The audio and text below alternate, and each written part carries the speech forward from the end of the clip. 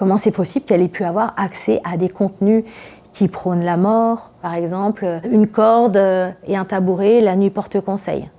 Sous-entendu, on verra bien demain ce qui s'est passé. On reproche à TikTok de mettre en danger la vie de nos jeunes, en leur proposant des contenus qui sont totalement mortifères, délétères. Morgane, votre fille a fait plusieurs tentatives de suicide après avoir visionné des contenus violents sur TikTok que vous accusez d'avoir joué un rôle dans la dégradation de sa santé mentale. Vous avez porté plainte contre TikTok avec le collectif Algos Victima. Pouvez-vous nous expliquer ce qui est arrivé à votre fille ? Alors, ma fille a eu un téléphone assez tard, en classe de 4e, et très vite, elle a installé TikTok sur les conseils d'une amie.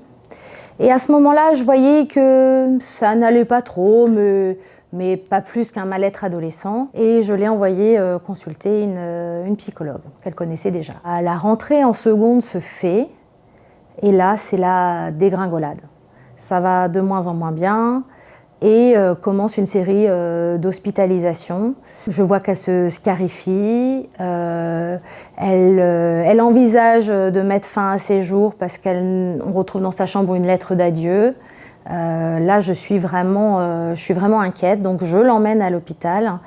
Elle y reste une petite semaine et on dit « Oh, c'est un mal-être fluctuant, mais ça va bien.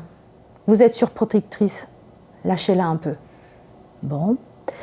Elle commence à avoir un traitement médicamenteux, mais ça ne fait qu'empirer les choses, donc s'ensuit une nouvelle hospitalisation. Elle finit son année de seconde tant bien que mal, voilà. Et c'est vraiment l'année dernière en fait que son mal-être a pris un essor phénoménal où elle avait décidé de mettre fin à ses jours, mais de façon très poussée, que pour elle la vie n'avait plus de sens. Elle ressentait un grand vide intérieur, qu'elle a assez vécu, que la vie n'a aucun intérêt, aucun sens, que de toute manière elle est transparente aux yeux du monde et qu'elle a assez fait de choses et qu'elle laisse sa place à d'autres. En tant que parent, mais vous êtes bouleversés. Et au mois de mars, à la radio, on entend l'avocate du collectif qui raconte en fait la création de ce collectif Algos Victima et pourquoi est-ce qu'il s'est mis en place, quels sont les types de contenus auxquels des jeunes ont pu faire face sur TikTok.